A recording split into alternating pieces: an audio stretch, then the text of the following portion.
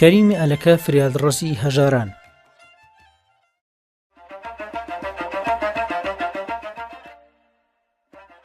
کاتێک ئاوڕ لە مێژووی شاری سلێمانی ئەدەینەوە، هەر لە سەرەتای دروستبوونیەوە وەک شاری پێکەوە ژیان و لێبوردەیی خاوەنی چەندین کەسایەتی ناودار و بە ئامەک بووە. بێگومان هەمومان ناوی پیاوێکی وەک کەریمی ئەلەکەمان بیستووە. پیاوێک پڕ و لە بەخشندەیی،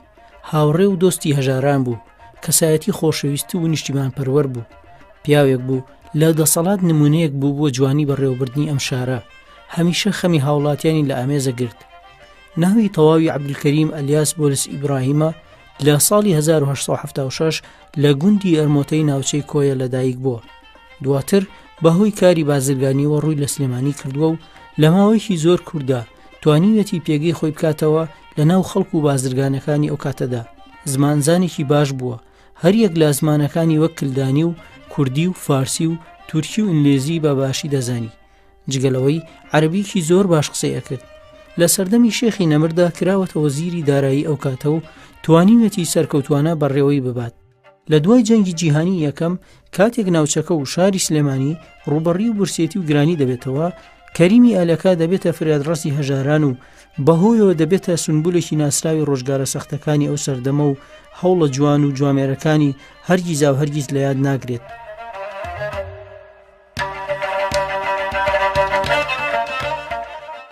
لایەک هەمووان ئاشکرایە ناوی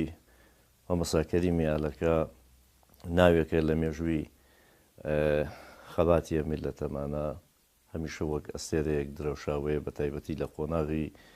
شۆڕشەکانی شێخ مەحموودە. هاوکار و ڕۆڵەشی دیاری هەبوو و یەکێک بوو لە هاوڕێ نزیکەکانی شێخ مەحموود. جا لەوەی کە کەریمی ئەلەکە کەسایەتیشی دیاری برایانی مەسیحیمان بۆ لەو سەردەمەیە کە خاوەنی ئەو هەڵوێستە مەزنەیە کە هەمیشە ئەوەی کورد بێ و لەم وڵاتەیە بێ شانازی بە هەڵوێستەکانی ئەکا بە تایبەت سەرەتاکانی جەنگی جیهانی یەکەم و ئەو ماڵوێرانی و قوربەسەریی کە لە ئەنجامی شەڕە زۆرە ملیەکانی دەسەڵاتی عوسمانی لەو سەردەمەیە کە ئەکرا و ئەم ملەتە هەردەم بەداخەوە بەشێک بووە لە سوتەمەنی شەڕەکانیان. لای هەمووان ئاشکرایە کە لەو قۆناغەدا گرانیشی زۆر لە کوردستان بەگشتی بڵاو بێتەوە بە تایبەتی لە شاری سلێمانی. ئەم زاتە ئەم کەسایەتیە گەورەی مەسیحی دەرگای ماڵەکەی خۆی ئەمارەکانی خۆی خستە سەر پشت بۆ براکانی خەڵکانێکی زۆری لە مردن و برسێتی ڕزگار کرد. ئەمە هەڵوێستێکی گەورەی ئینسانی و نیشتیمان پەروەری مامۆستا کەریمی ئەلەکەیە و نیشانەیەکە بۆ ئەو پێکەوە ژیانەی ئاینەکان کە لە کوردستانە مێژوێکی دوور و درێژی و کە هەمومان پێی سەربەرزین و لەم سەردەمەشە تا ئێستاش ئەوەی کە جێگەی ستایشی دۆستان و دۆستەکانمان لە دەرەوە بە ئیعجابەوە سەیری ئەم پێکەوە ژیانەی ئاینەکان دەکەن لە کوردستان. جا لەوەش مامۆستا کەریمی ئەلەکە هاوڕێیەکی نزیکی شێخ مەحموود بووە، هاوڕێیەک بە مانای وشە خاوەنی متمانەوە متمانەی هەردوو لا بەیەک و هەر کۆبوونەوەی هەر بڕیاری لە دۆخێکی سیاسیشدا بێ شێخ مەحموود پرسی بە ڕاو بۆچوونی مامۆستا کەریمی ئەلەکەی وەرگرتووە لە کاتی بڕیاردانە و یەکێک بووە لەوانەی کە وەکو ئیشارەتم پێکرد لە کابینەی حکومڕانی کوردستانە شێخ مەحموود اختیاری کرد کە پۆستێکی وەزارەتی پێبەخشرێت. لەو خێڵانەی کەوا لە سلێمانیە لە مەسیحیەکان لە سلێمانیە جێگیر بوون خێڵی کەریمی ئەلەکە بوون. کەریمی ئەلەکە کوڕی ئەلیاس بۆڵس ئیبراهیمە. لە وەچەکانی کەریمی ئەلەکە پیاوێکی ناودار و بەتوانا بوو، دەوڵەمەند بوو، تاجر بوو، لەگەڵ ئەوە خێرخوازێکی زۆر بێهاوتا بوو. لە ساڵی گرانیەکە کە خەڵک لە برسا ئەمرد، ئەو دەرگاکەی کرابەوە بۆ هەموو هەژار و فەقیرێک هەچ کەسێکیش داوای هەچ شتێکی لێ بکردایە بەبێ هیچ بەرامبەرێک یارمەتی و زۆر کەسی لە مردن لە برسێتی ڕزگار کرد و لە ساڵی 1922 کە حکوومەتی شێخ مەحموود حکوومەتی کوردی دامەزرێنرا کەریمی ئەلەکە بوو بە وەزیری دارایی شێخی نەمر ئەوەش ئەوە ئەگەڕێتەوە کەوا زۆر جێی متمانە و سقەی شێخی نەمر بووە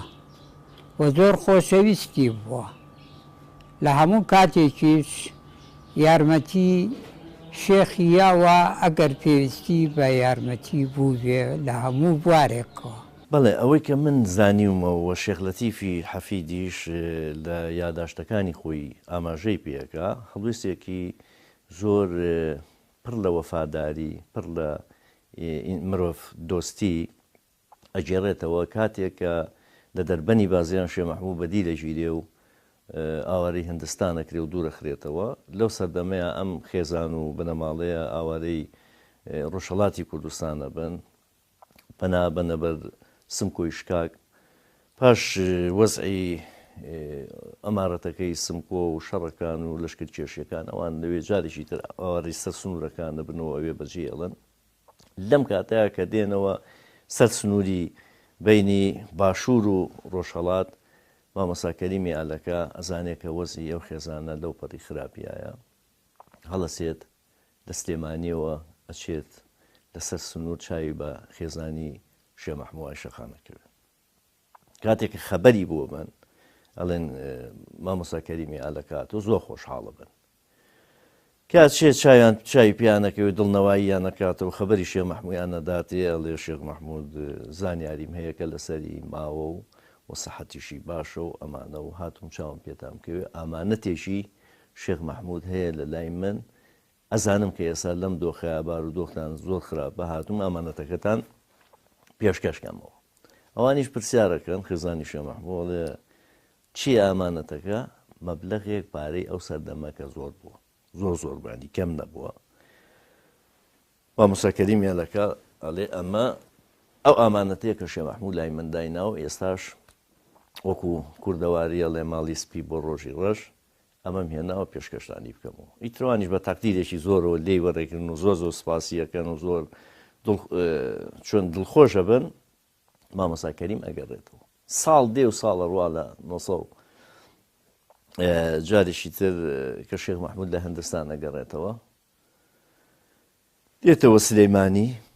جارێکی تر کابینەی حکومڕانەکەیان ڕاگەن 1922 پرسیارەکە تەبیعی پرسیارەکە لە ماڵ و مناڵی چۆن گوزەرە ئەو سەردەمە چی بوو چی بوو ئەوانیش پێڵێن بەڕاستی دووربینیەکی زۆر چاکە کرد شێخ مەحموود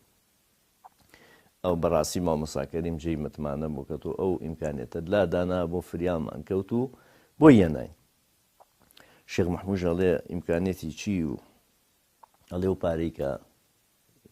کەریمی ئالەکە بۆ یەنای نوتی شێخ مەحموود داوتی شێخ مەحموود فکری کردوتی بڕاکەن ئەوە نیشانەی ئەو پەڕی وەفاداری و دڵسۆزی ئەو هاوڕێ خۆشەویستەمە کە لە برایانی مەسیحەتمە بە هیچ شێوەیەک نەپارەم لای مامۆستا کەریمی ئالەکە بووە نە ئاگاشم لەمە هەیە ئەمە دڵسۆزی خۆیەتی هەستی بۆوە کرد و توی نەک تووشی حاڵەتیشی ئیحراج بن وەری نەگرن جا بەڕاستی ئەمە یەکێکە لەو هەڵوێستە گەورانەی ئەم زاتە گەورەیە کە لە ڕۆژگارێکە ئەنیەگە تۆ ئەم حاڵەتە بیر بکەیتەوە کاتێک شێخ مەحموود لە چارەنووسێکی نادیارایە شێخ مەحموود لە هەندستانە و نازانی چی بەسەر دێت خێزانی ئاوارە و دەربەدەر لە وڵاتە نەما ئەم پیاوە وەکو وەفایەک بیل لەوە ئەکاتەوە ئیمکانێتێکی خۆیە بە بۆ خێزان و ماڵ و مناڵی شێخ مەحموود و خەڵکێکی زۆر کە لەگەڵیان ئابن ئەمە نیشانەی ئەو پەڕی ڕەوشت بەرزی و وەفاداری و مرۆڤ دۆستیە ئەم خانووی کە ئێستا لێرات یاین خانووی ماڵی کەریمی ئەلەکەیە و ئەمە لە ساڵی 1970کانە بیناکراوە و ئێستا وەچەی کەریمی ئالەکە زۆربیان لە سلێمانی نەماون ئەم خانووە راوە بەکرێیەکی زۆر وەکو بەلاش چەند خێزانێکی تیادا ئەنیشن هەر لە کۆنەوە پەیوەندی بینی خێزانە مەسیحەکان و لەگەڵ ئیسلامەکانە و لەگەڵ کوردەکانە هەمویان وەکو برا بەیەکەوە ژیاون و مەسیحەکانی سلێمانی لە هەموو کاتێکدا هەموو مەراسیمی ئاینی خۆیان کردووە بە ئارەزوی خۆیان و ڕێزیان لێ گیراوە و ئەم پەیوەندیە بەتینە هەر لە کۆنەوە بەردەوام ماوەتەوە تا ئێستاش هەر بەردەوامە و زیاتریش بەهێزتر بووە و ئەو پەیوەندیە کۆنە ژەگەڕێتەوە بۆ ئەو برایەتیە کەوا هەر لە کۆنەوە هەبووە بە تایبەتی بەهۆی خێزانی کەریمی ئالەکەوە کەوا لەگەڵ حکوومەتی شێخ مەحموود تێکەڵاوی بووە.